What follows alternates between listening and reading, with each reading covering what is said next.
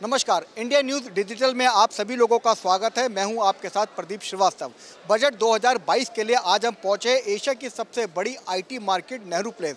जी हां, ये वही नेहरू प्लेस मार्केट है जहां पर डिजिटल की बुनियाद के बारे में खुद कई बारी आईटी सेक्टर के मंत्री बात कर चुके हैं। किस तरीके से डिजिटल मार्केट के व्यापारी लोग बजट में आखिर क्या चाहते हैं वित्त मंत्री से, इन सब तमाम मुद्दों पर बातचीत करने के लिए इस नेहरू प्लेस के जितने भी एसोसिएशन के प्रमुख पदाधिकारी हैं वो सब इस वक्त हमारे साथ मौजूद है। सबसे पहले हम बात करेंगे साकेत कपूर जी से। साकेत कपूर जी जो है वो विशाल मार्केट जो विशाल भवन है उसके प्रेसिडेंट है और साथ साथ में यहाँ पे उनकी एक अहम भूमिका है।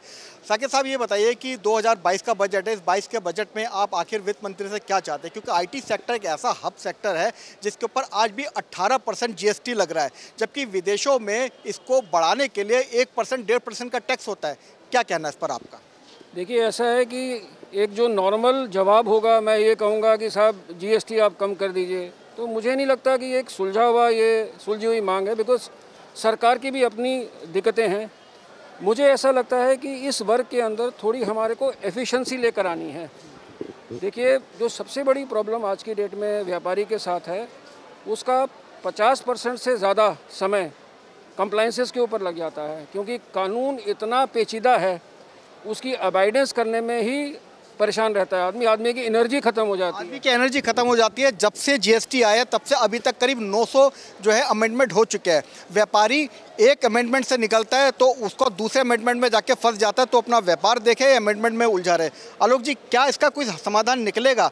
क्या ये जब बजट तैयार होता है तो बड़े घरानों के लोगों के साथ मिलकर तैयार होता है? क्या आप लोगों को भी कभी वहाँ इन्वाइट किया जाता है, राय ली जाती है, पूछा जाता है, आखिर क्या समाधान इसका निकल सकता है? देखिए साहब, एज एन एसोसिएशन हमारे पास भी आता है कि आप अपने सजेशंस और कंप्लेंसेस भेजिए, बट इम्प्लीमेंटेशन कितना होता है ये हम सब जानते हैं।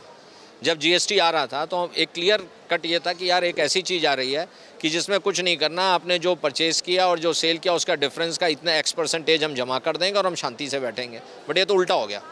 पहले जितना काम कर रहे थे उसका 200% ज़्यादा हम बैठ के खाली कंप्लायंस के ऊपर काम करते हैं। देखिए, मेरा जो सरकार से कहना है, पहले तो व्यापारी को चोर समझना बंद कर दें। हम आपके साथी, हम आपके पार्टनर हैं जो टैक्स कलेक्ट करके आपके पास जमा करते हैं।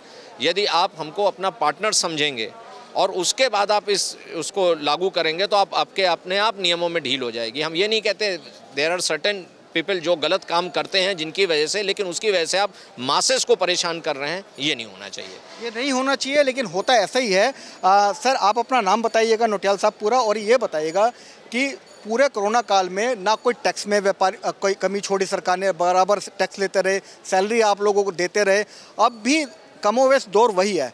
क्या चाहते हैं इस बार आप सरकार से? देखो जी, मेरा पर्सनल मानना भारत सरकार से ये है कि जो कोरोना काल आया है इसमें कुछ पर्टिकुलर इंडस्ट्री को तो बहुत फ़ायदा हुआ है, नो डाउट। वो कहते हैं कि हमारे पास 40 यूनिकॉर्न निकल आए हैं कि जो ऑनलाइन को सर्विसेज बेच रहे थे, कुछ कर रहे थे।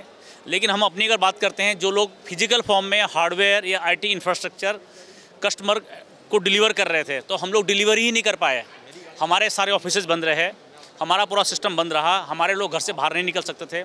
और सरकार की प्रॉब्लम कहती है, सरकार कहती है कि आईटी और ITES वाले वो लोग जो हैं वो काम कर सकते हैं। लेकिन दुर्भाग्य ये है कि जब हम लोगों ने अप्लाई किया कि हमें गेट पास दिए जाएँ, तो हमें गेट पास नहीं मिले। तो हम लोग जो हैं, हमारे लोग घर बैठे रहे और सरकार का ये प्रेशर रहा कि आप पूरी तनख्वाहें दीजिए।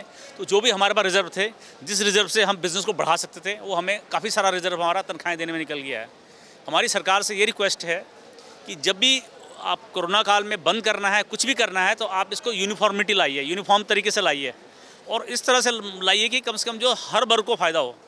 ये कोई मतलब नहीं है कि आप कहते हैं कि वो आधी दुकानें उनकी खुली रहेंगी, इनकी बंद रहेंगी, ये लोग आ सकते हैं, ये लोग नहीं आ सकते हैं। और एक तरह का मजाक हो गया कि कोरोना जो है सिर्फ उनके लिए है कि जिनके ऑफिस खुले हैं उनके लिए है। कोरोना उनके लिए नहीं है कि जैसे यहाँ पर जो है लोग जो है पटरियाँ लगा के बैठे हुए हैं और पटरियों पे जो हज़ारों लोग रोज आ रहे हैं जा रहे हैं, उनके लिए कोरोना नहीं है। सड़कों में घूम रहे हैं, कोरोना नहीं है।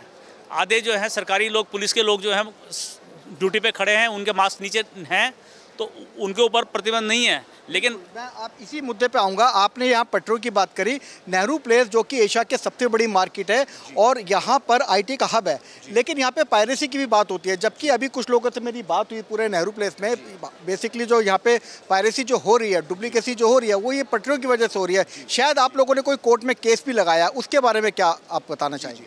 देखिए, हमारी पायरेसी आपने डेफिनेटली बोला, जो इस तरह की चीज़ें रहती हैं कोई ऑर्गेनाइज्ड दुकानदार या उस तरह का आदमी नहीं करता है। तो जो चीज़ें एक ऑर्गेनाइज्ड बिजनेस नहीं कर रहा है, ऑर्गेनाइज्ड दुकानदार नहीं कर रहा है, वो सारी चीज़ें पटरी के लिए रह जाती हैं।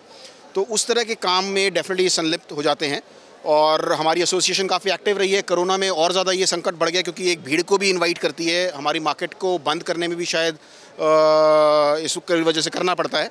तो हमारी एसोसिएशन कोर्ट में काफ़ी एक्टिव रही। नेहरू प्लेस एक नो हॉकिंग जोन रहा है, तो उसमें हमने उसको रीइंस्टेट करने के लिए दोबारा एप्लीकेशन लगाई, जो कोर्ट ने मंजूर की, उसको वैलिडिटी दी। सुप्रीम कोर्ट ने भी सारे स्टेज वकेट किए हॉकर्स को, ये मानते हुए कि नेहरू प्लेस एक नो हॉकिंग जोन है, एक डिस्ट्रिक्ट सेंटर है, तो इसके अंदर ये सारी चीज़ें अलाउ नहीं की जानी चाहिए। हालांकि माखौल की बात यह है कि उसके बावजूद हम देखते हैं कि आज भी बहुत सारे अनऑथराइज्ड हॉकर्स, वेंडर्स यहाँ पे दिखते हैं हमें अथॉरिटीज़ की नाक के नीचे। और ये सब जो है सिर्फ हॉकर नहीं है, हॉकिंग का मतलब होता है हॉकिंग फॉर लाइवलीहुड। ये हॉकिंग एक माफिया है जिसमें कि ये साइट्स को लीज भी कर रहे हैं, किराए पे दे रहे हैं, आगे और लोग बिठा रहे हैं, जिसके नाम पे सबलेट कर रहे हैं, जिसके नाम पे साइट है वो तो है ही नहीं यहाँ पे। तो एक बहुत बड़ी चिंता का विषय है ये, बड़ी चिंता का विषय है। कपूर साहब, आप जिस तरीके से कोर्ट में आपने फाइट की, पायरेसी के बारे में भी आपके साथी ने बहुत चीज़ें क्लियर करी। एक तरफ हम लोग जो यहाँ पे चिप इंडस्ट्री लगाने की बात कर रहे हैं, कई बिलियन डॉलर की जो है वित्त मंत्री बात कर रहे हैं। ऐसे में आपको क्या लगता है कि अगर फिर दोबारा से चिप इंडस्ट्री का अगर यहाँ पे देश में विकसित होता है हमारे देश में, और इस तरीके से यहाँ पे सारे हॉकर जो पायरेसी करते हैं, क्या ये चल पाएगा? देखिए साहब, ऐसा है कि जो चिप इंडस्ट्री है वो एक डिफरेंट प्लेटफॉर्म है और जो सॉफ्टवेयर पायरेसी है वो बिल्कुल अलग है। तो दोनों के बीच में कोई ताल्लुक नहीं है। बट येस, जो पायरेसी यहाँ पर हो रही है, आज अभी आप नहीं देख रहे हैं, अगर आप नॉर्मल ड्रेस में आएंगे तो जैसे ही आप सत्यम से घुसेंगे तो लिस्ट लेके लड़के खड़े हो जाते हैं कि साहब।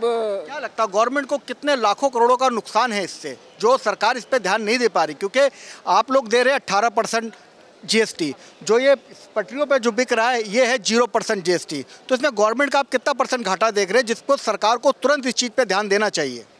देखिए साहब, ऐसा है कि गवर्नमेंट का दो तरीके से घाटा है। एक तो गवर्नमेंट का घाटा है जो रेवेन्यू का लॉस हो रहा है। 18% अगर जीएसटी मिलना था, अगर वो लेजिटिमेट सॉफ्टवेयर बिकता, एक तो वो उसको नहीं मिल रहा।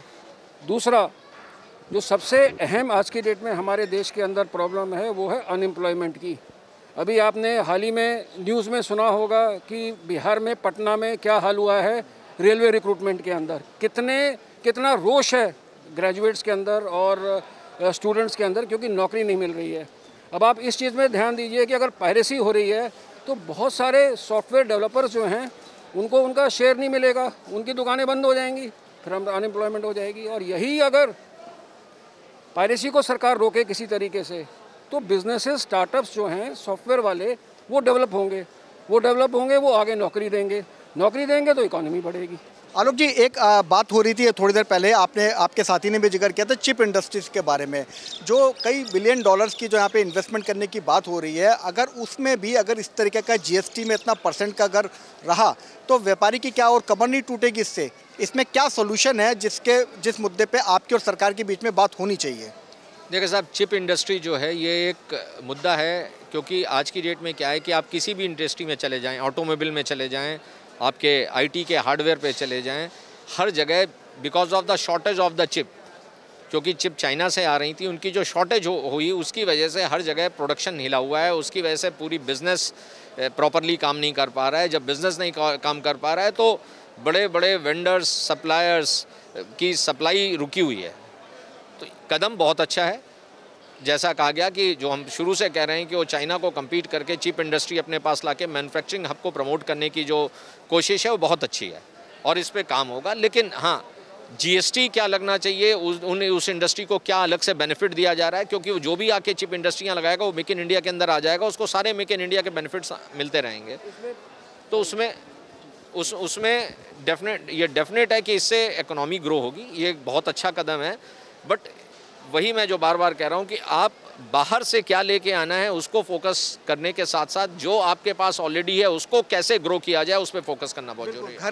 घर को पहले देखना चाहिए, बाहर को बाद में देखना चाहिए। कुछ इस पे आप और ऐड करना चाह रहे थे? मैं इसमें ऐड करना चाहूँगा, देखिए साहब, आज की डेट में अगर आप ऑटोमोबाइल इंडस्ट्री देखें हिंदुस्तान की, तो ऑटोमोबाइल इंडस्ट्री के अंदर 48% टैक्स लगता है, फिर भी कस्टमर गाड़ी खरीदता है। तो ये कहना कि जीएसटी कम हो जाने से बिक्री बढ़ जाएगी या व्यापारी खुश हो जाएगा, मैं इसमें सहमत नहीं हूँ बिल्कुल भी। हाँ, सरकार को जो जीएसटी की चोरी है उसको रोकना है। अगर कोई इन्वॉइसेस बना के बेच रहा है, जैसे आज की डेट में आप पेपर में पढ़ते होंगे कि किसी ने 3000 करोड़ की इन्वॉइसेस फेक बना दी, माल नहीं दिया और इन्वॉइस बना दी, इन सब चीज़ों को रोकना है। अब यहाँ पर जैसे मार्केट है, इस मार्केट के अंदर बहुत सारे ऐसे दुकानदार हैं जो कैश लेकर कस्टमर आता है उसको कैश में दे देते हैं, कैश का बिल काटते हैं, बाद में फाड़ देते हैं और फिर बाद में बिल बेच देते हैं। तो इस तरह की जो चोरी है उसको रोकना है। बिल्कुल। तो आपने देखा किस तरीके से नेहरू प्लेस के तमाम व्यापारियों ने कहा कि सरकार को चोरी के ऊपर भी रोकथाम लगाने के लिए कदम उठाने चाहिए, और ख़ास तौर से कोरोना काल के अंदर जिस तरह से एग्रीकल्चर का बिजनेस था, उसी तरीके से ये नेहरू प्लेस जो है, इनका ऑनलाइन बिजनेस जो था वो भी बहुत ही इंपॉर्टेंट था, जिसके ऊपर सरकार ने खास तौर पर ध्यान नहीं दिया। कैमरामैन जैना के साथ Pradeep Srivastava, India News digital के लिए दिल्ली के सबसे बड़े नेहरू प्लेस IT मार्केट से।